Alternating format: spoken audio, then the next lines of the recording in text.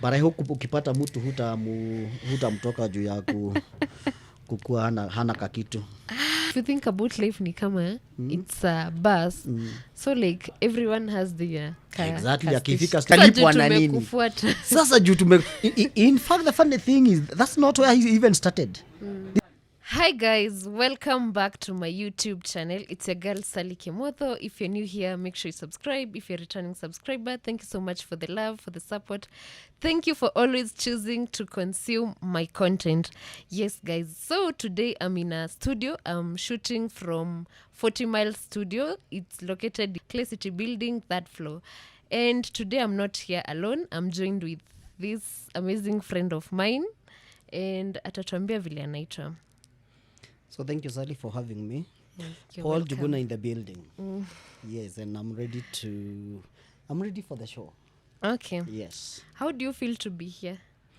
Cool. The studio is awesome. The climate and the environment is wow.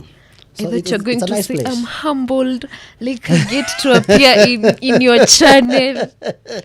No. The I share thing with ladies, I'm not able to do that. But basically the environment is awesome. It's cool. Yes. Okay. Yes. So guys, today we'll be tackling a topic of people and friendships. So what we'll be doing, I'll be basically asking him questions. So the first question is, how have your friendships changed as you've gotten older? In the journey of life, at the end of the day, things must change. So must people and friendship. It must not necessarily be that they change, that we are no longer friends. But basically, as you age, as you grow up, as you get into different phases of life, okay, things also change. So are people that you connect with. So you realize that the old friends that I had still exist. But at the end of the day, you also realize that very few people do we connect with more often. So by the way, is it like the more unaendelea, the more you're gaining more friends, and the more unakaa ni kama awa wa kitambo ni kama unaenda ukiwa shadow. The idea behind that is depending on the kind of environment you are at, depending on the kind of ventures that you are at, any person that you meet in one way or the other influences what you do. Yeah. And also number two, you must also understand that in life, let's say for example, there are those people, for example, who you went to school, to school with. At the end of the day, after school, you get now into the marketplace. The dynamics change. The people that you'll meet there who gonna mentor you in different areas. Yeah. Now you also now accommodate them as friends.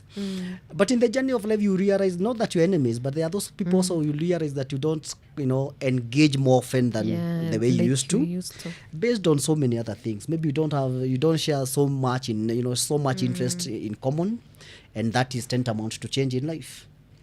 But as it said, when you are growing up, make new friends wherever you are, but also remember to keep the old ones, because as one is gold, the other one is silver.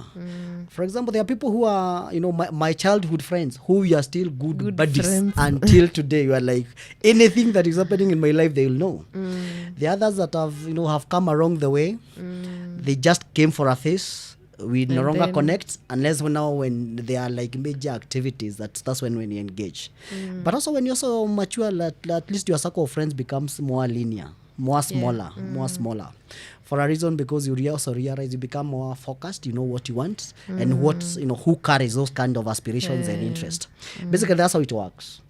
Okay. So the next question is, what type of people do you avoid now that you didn't when you were younger? So the kind of people that I don't engage with today. Number one, everybody's a friend. But you see now, you choose in terms of who to engage with based on what you're engaging in. And basically that's what at least throws some people out. So you can't really say at the end of the day how asita engage now, how anita engage now. I think that's influenced by interest. Yes, interest. And it's funny how you men, like almost everyone is your friend. Like hata unaweza kuwa unaongeanga na mtu na hata hujui jina yake ni nani, anafanyanga nini. and nikikuuliza utasema huyo ni beshte yangu, huyo ni beshte. And like we ladies tangu nikwambie like this is my friend. You know, men we are men, you know, hatukuangi na mambo mingi ya kuficha sijui no we are just easy. We are just as easy. Long as mtu ana relate with what you are saying exactly. Ama what you are asking exactly ni rafiki, and it's like we are in the same you know, we share a lot in common as men.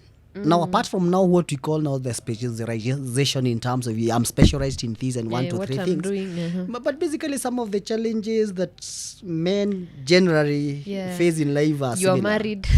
you get could it be in relationships, marriage, all those things, businesses and all those things. I think the principle is one.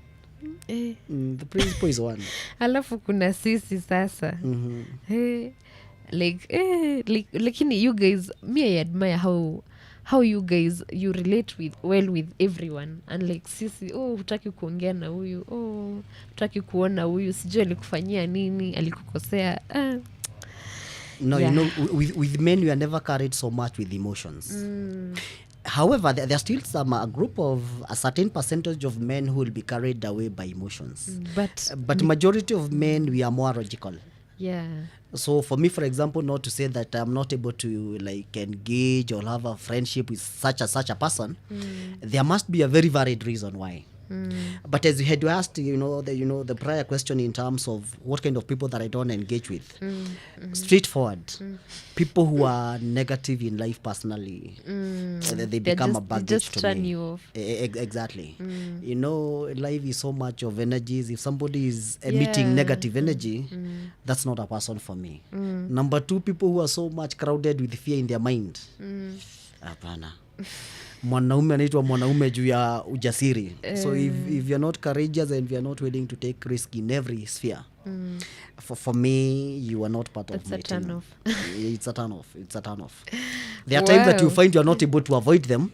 Sometimes they are very close to you and all that, but then you choose in terms of where to put them. Yes. Like you distance yourself. That is it. You just choose like hapana, hii hapana, hapa hapana, lakini pale anaweza fit. So when you're dealing with serious issues, you don't involve such kind of a person. But when you're just like general and all those things. So you have like those categories, like this one I can involve them in serious issues. Huyu akot. Obviously you understand your circle. It's just the same way. We cannot be all similar. We cannot all be all the same. We cannot vibe all the same and all that. So like a certain character, certain person fits perfectly here. A different person fits perfectly here. Yeah. And it's okay in life. It's around. It's around. Yeah. Yes. So, how do you recognize when someone is truly trustworthy? Like unaangalia unasema, this one is to be trusted. This one, huyu siwezi muamini hata kidogo. You see, they say trust is earned. One has to earn that trust. And basically, that has to do with the engagements that you've had, the experiences that you've had together with that particular person. That's what will at least qualify that person to be trusted or not. You cannot just say that I can trust so-and-so, or you can trust so-and-so just from the moon. You must have had an encounter, an engagement, something that's, a place that you're involved together, and then you realized, oh no, hapana, kesho ingine, huyu hapana. When was the last time you trusted someone and they disappointed you? Of late, I won't say it happens a lot, but as I told you, life is a journey. You will encounter such everywhere, and it's not something that you say that you won't even encounter in life even today or even tomorrow. But maybe what happens today is that they are manageable. As I told you, my circle of friendship is so small, continues to narrow down. So there are people when, for example, I have an engagement, I'll be like, let me get in touch with so and so. Hata kama hana jibu, atani connect na mtu mwingine. So I think as you age, on matters friendship and engagement and trust, referrals becomes the in thing. Referrals become the in thing. Yeah. When was the last time you trusted me and I disappointed you? You in specific? No, staki kuchoma. Just But generally, no, I expected you to say none. No. Obviously, But there I are those haven't. small things, but we cannot be that whatever. We cannot go to that level. Yeah, but generally, you're a good person. Unless I get some other reviews. Reviews are Zenye bado hujapata. sijapata. But maybe you can just challenge our viewers also now to send some reviews.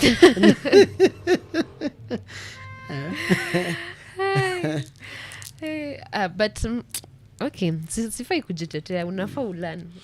Obvious. Najua sio hauko mzuri sana, none is perfect ideally. I remember you telling me that the other day. None is perfect at the end of the day. But at the end of the day, there are those people who will say like, guy, isali. Ya wachana na huyo. But at the end of the day, none is perfect. We just go with the flow. As far as whatever is not that marginal, you just leave it and still move on. Okay. Is it normal to outgrow friendships? And how do you handle it when it happens? Outgrowing friendship is normal. It's very normal. As I've just indicated, you see, different face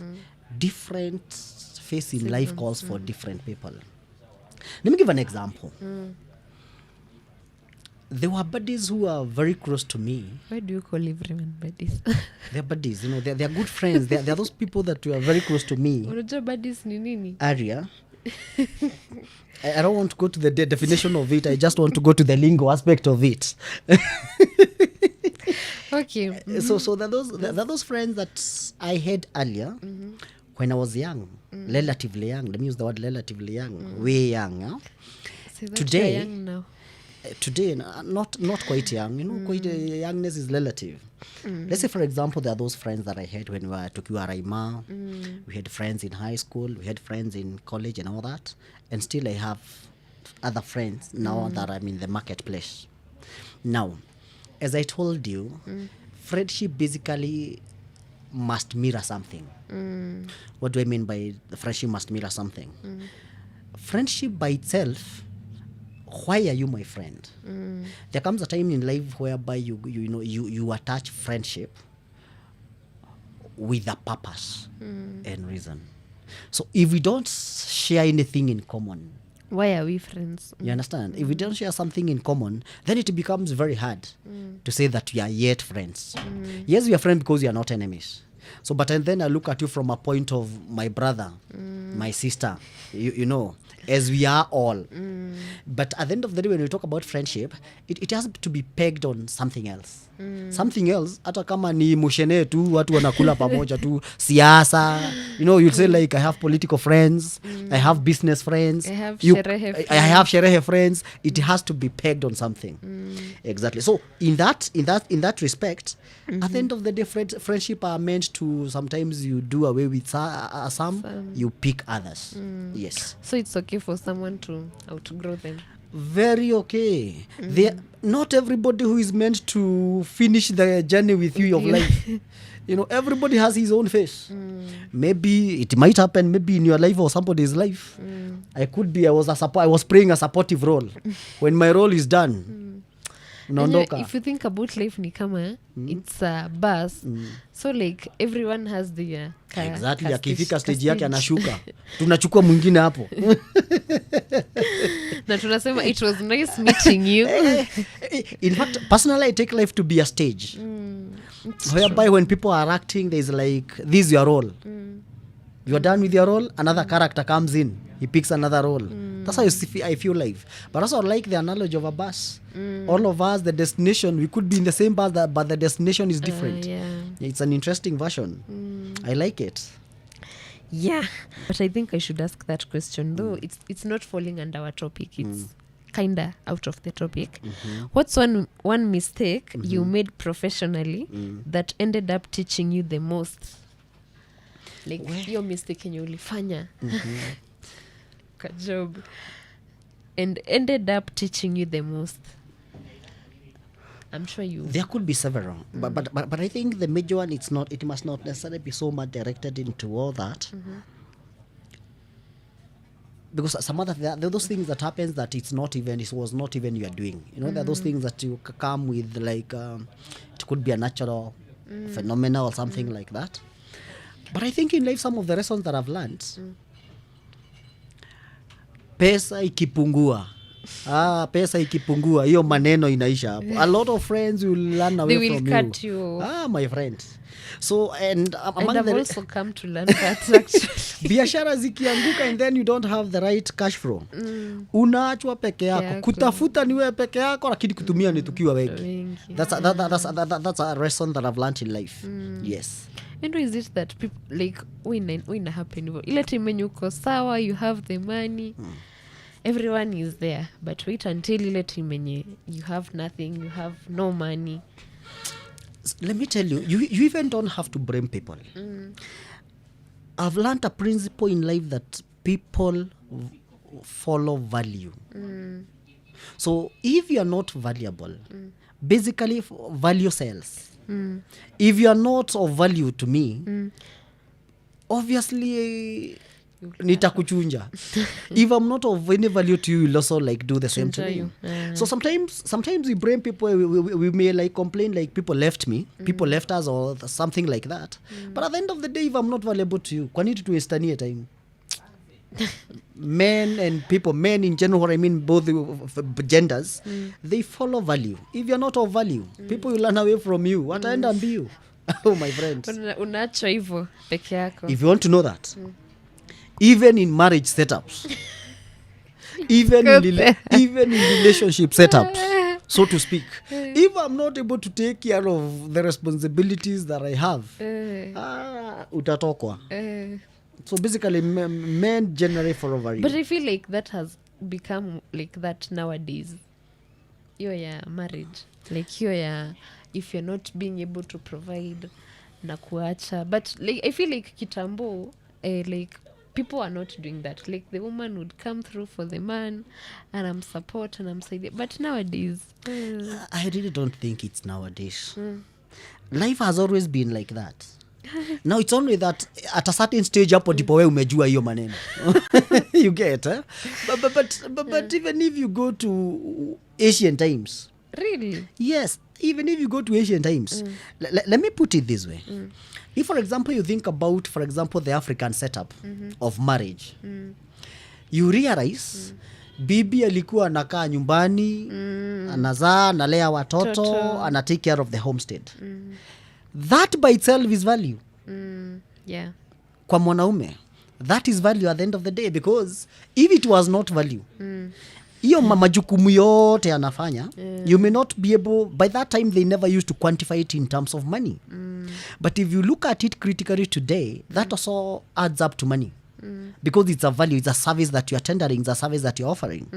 So meaning, if a mbwana by that time hangeweza kufanya hiyo maneno, and they used to look at it that way, this way.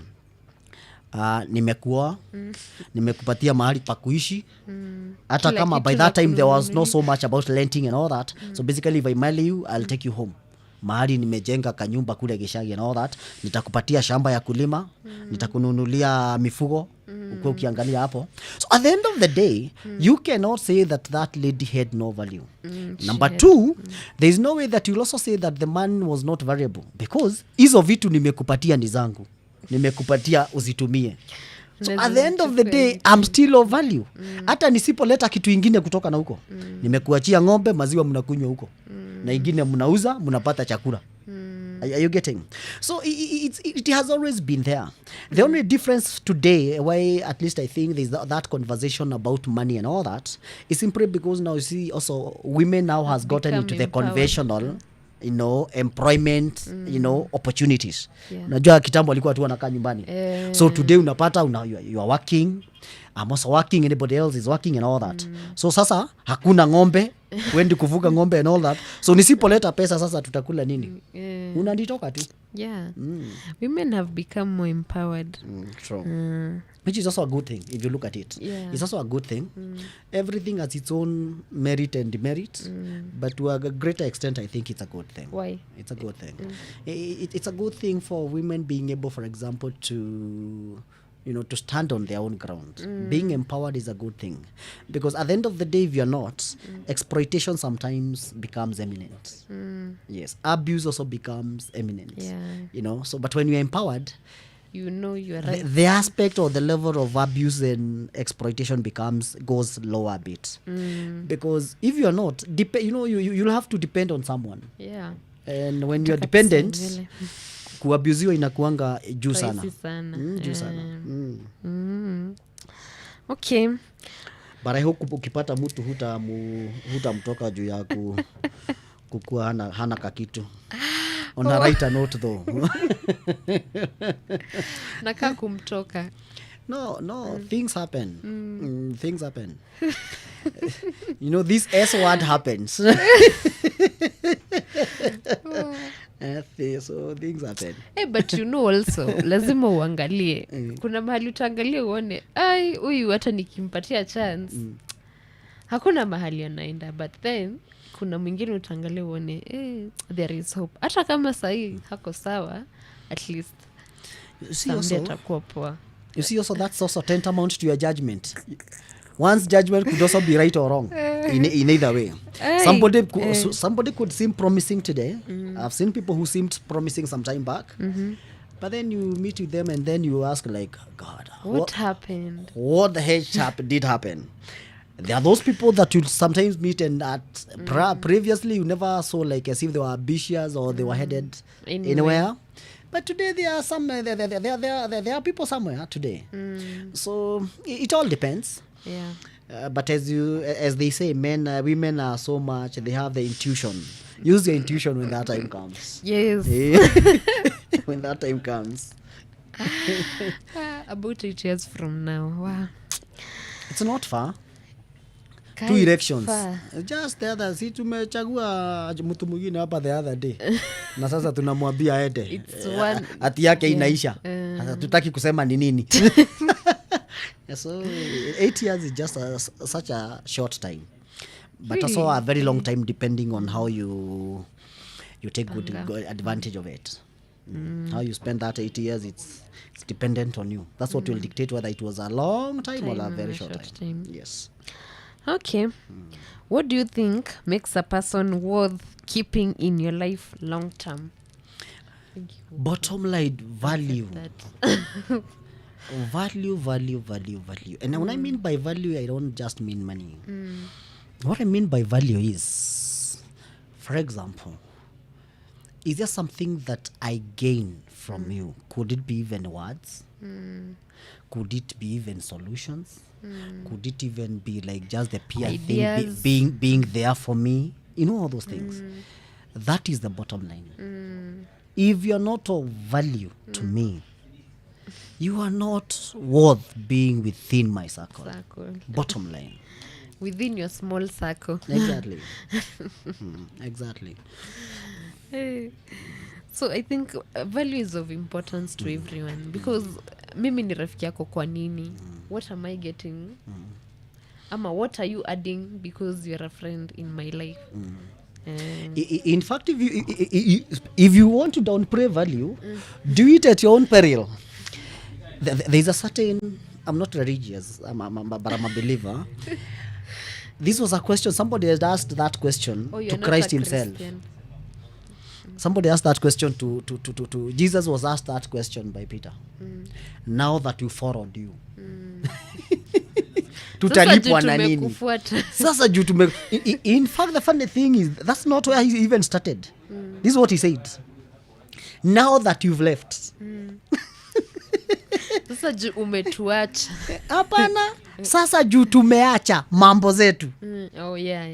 Na watu wetu tukakufuata wewe. Tutalipwa na nini? It was answering to that question. Of what value?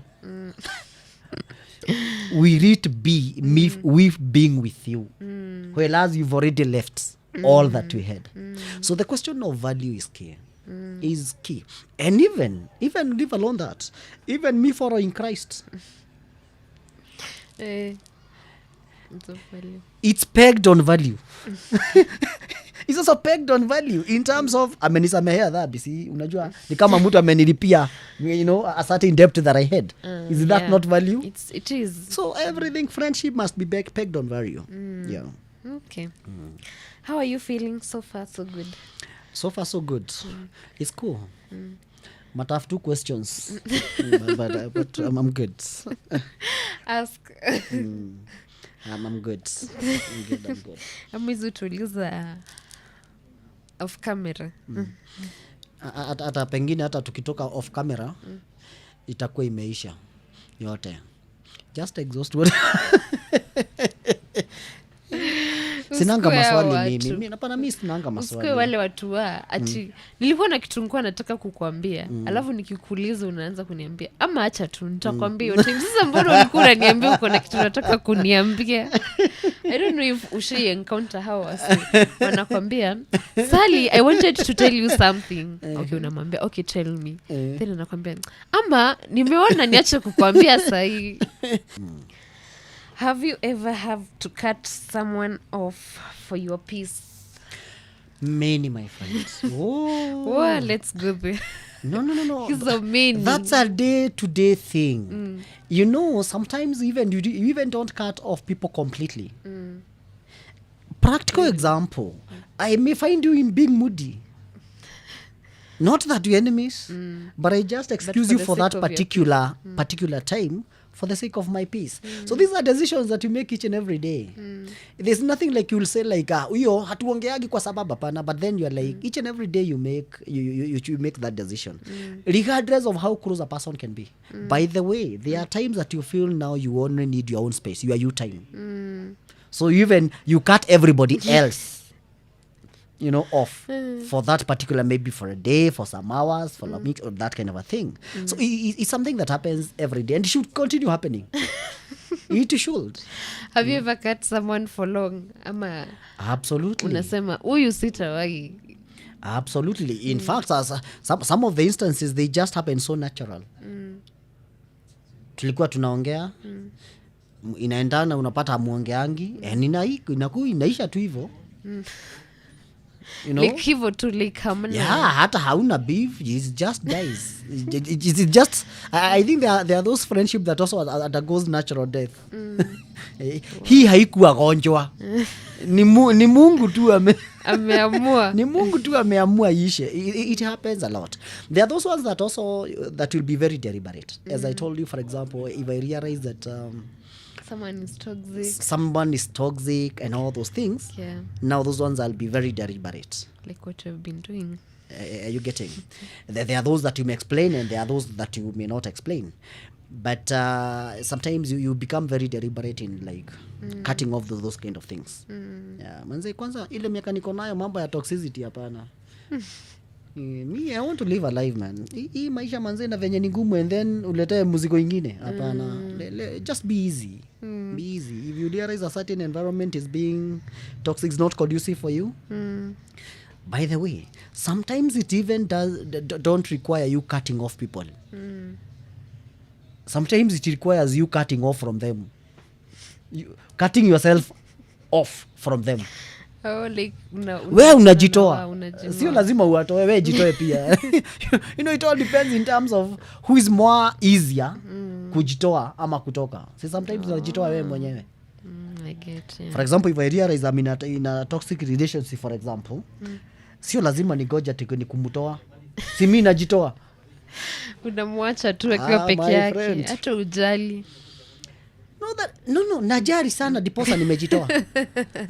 You can say ati sijali. You know, at the end of the day. Like whom? Okay. No, namjali. Namjali because. And will you tell her?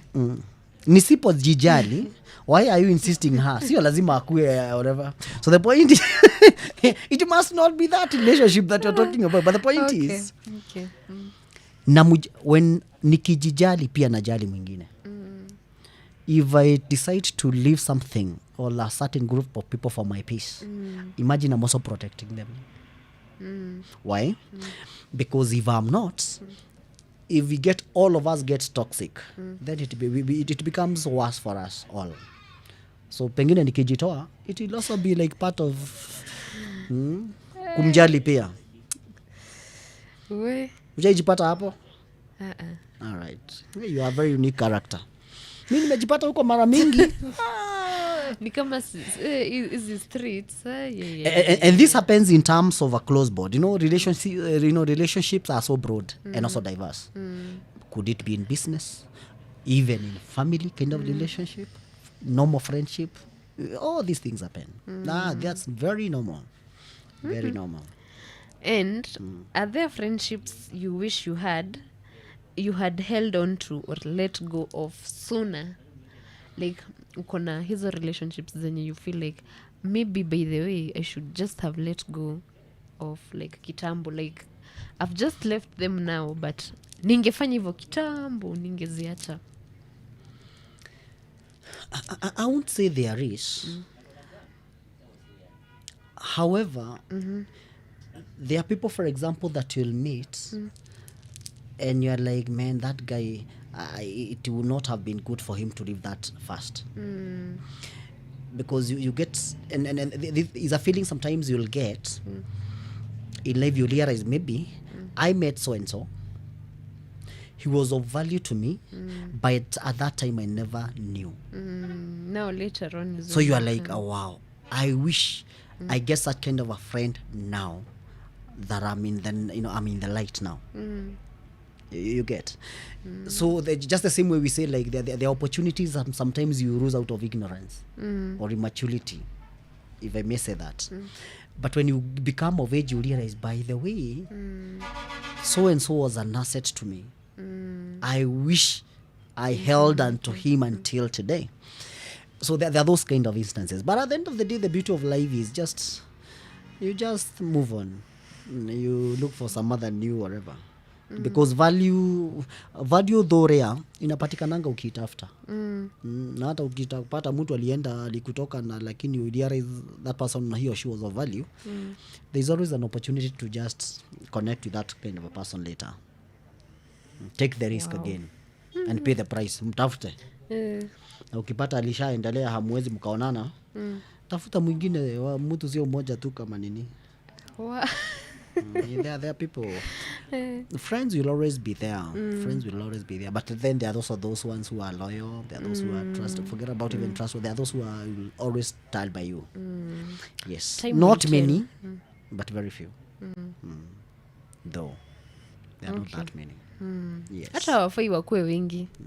I feel like wanafaa wakue kidogo, like those ones that really matter to you. Yeah. So now I want to shift to something else. Career and ambitions. So like your career, what did you study in school? Where? Do you think what you did is what you studied is what you are currently doing now? I'll say yes. But in a totally different paradigm. I know people say what I studied is not what I do. I really find that very interesting statement. Because all I am, all I do, is a quantification of everything that I've been through. Yule mwalimu alinifunza aba kudu all A, B, C, D during our time. Is a contribution of what I'm able to do today and what I've been able to do. So I'll say yes. But maybe to respond to your question in the version of maybe the course that I did, is that what I'm doing today? Now that's now the point of departure now. But in one way or the other, you'll find yourself, you go back to the archives and check. Ulikuwa umesoma nini hapa? And then you realize, haya, kumbe there was something still that at least that in this idea and all that. Yes. So but in school, I did social work. I'm a community person. Yes, and I think part of what I do is also part of that. It's part of that too. Is it? Yes, anything that is community development has everything to do with ukulima, has everything to do with venye watu wanakaa. I knew you were going there to Exactly, it's a community thing. You know, lazima watu wakule, you know, ni kufeed community. It's part of community development. Yeah, so basically, I'll say that's what I told you in terms of, yes, I know I do. It might not be so direct in that line, but at the end of the day, there's that. Yes. Okay. Okay, how did you figure out what you wanted to do in life? No, that's a very interesting bit, but I've always been passionate about, basically, I've always been passionate about so many things. And number one, sometimes you may figure out what you want to do based on circumstances.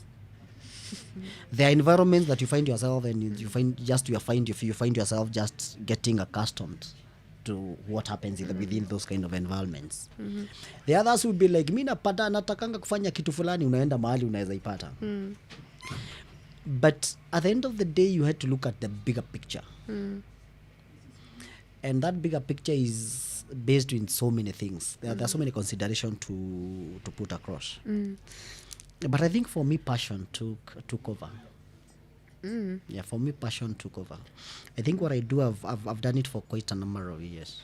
Sasa umezaliwa makati kuna mahali kwa shamba watu wanogeshagi, watu wakulima, watu wanalima. So basically, so you end up it's even not finding yourself. It found you. Because you've been into that particular environment all along. So actually nakupata. You get. Yes, I think that's how I found myself that. Okay. And then tena unaangalia mahali kapesa kanaweza toka. Tunajua tena hiyo ni muhimu. Because as I told you, at the end of the if it's not of value, I won't be there. Even what I do must be variable. If it's not of value, hapo utanipata mimi. Hapana. Hapo huwezi kupata. No. How has it been? So far so good. We can complain. God has been faithful. We are making strides day in, day out, which is around. Yes. Okay. We can't complain. The stage at which we are good, but still, still learning. Putting our eyes to the line. We still got so much to do. Yes. Okay. We feel like we are just like, it's just like we are starting now. There's a lot to do. There's a lot that we need to do. Yes. So, and now that you have spoken about passion, what do you think is more important in work? Passion or stability?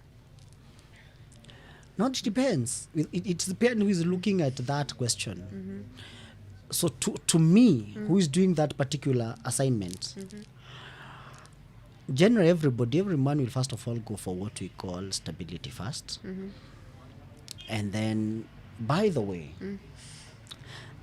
one time I came from a school of thought that I ought to follow my passion. I've changed that school of thought. Because you see, and I'm still my passion, it might happen that my passion may not be required in the marketplace. You understand? So in the marketplace you look at, and more so when you're a business person, you have to look at what does the market need. What are the needs of the market? So sometimes that may conflict with your passion. But ideally, that's what the marketplace requires. You understand? But maybe put it differently. In everything that you do, passion must be the core. You must put passion into it. It's an ingredient that must always be there. Because if you don't have that, then whatever you do, sasa itakuwa ni kama you'll be feeling as if you're a slave. Ni kama unachapwa kufanya, unalazimishwa kufanya. So you must be passionate. Okay. Yes. And I ask the last question, and then we wrap it up. Yes. So, did you ever feel lost or unsure about your direction? If yes, how did you handle it? Many times. Let me tell you. When you are transitioning, kwanza ukikuwa kijana umetoka shule and all that, we talk about it's usually tough, and mostly for boy child, when you're looking for your north, when you're looking for your true north. There are a lot of things that But also for girl child. there are a lot of things that really happens, and sometimes you'll get lost. There are times that you'll feel manze niko na energy kwa mind, unasikia kuna kitu nafaa kuwa nikifanya, lakini hasa ujui ni nini. You understand? But more important, that's where mentorship comes in. And I think as people who are, as for example, for parents, for example, for older brothers and sisters and also friends who are older than you, comes in handy in terms of to mentor you. Somebody said that people have gone far not because they could, but somebody thought they could. So there are people who have really done exemplary well, not because they thought they could, but somebody else told them, you know what, guy, manze unaweza na utafanya, you know, such kind of a thing. I think that's where mentorship and holding of hands comes in handy, and that's the best thing that can ever happen. So it's okay for someone to feel lost, they don't know what they want. It's okay. The challenge will be, after you feel lost, look for people who can at least help you and all that. I was lucky. I have quite a number of people who are my friends who held my hand. Some of them way older than me, but they helped shape who I am today. Okay. There is nothing in the world that you can say that I'm self-made. There's nothing like that in life. I hear that being said by a lot of people, but I don't believe that kind of a thing exists. You cannot be self-made. Yeah, you always have like people around you. you. Be someone. Exactly. Some Who mentors you and all those things. Behind you. Yeah. Yeah, so that is it for today. Wow, thank you. We hope to see you again here. Ama hatuwezi kuafford. No, Mungu akitupatia wakati lazima tuongee. And also thank you for hosting me today. Much appreciated. Okay. Yes. So guys, till next time, don't forget to subscribe. By the way, talk to those people who have not subscribed yet. No, you need to subscribe to Sare's channel. It's a good thing. It's informative, it's inspirational. And as she grows, grow with her. Okay. Thank you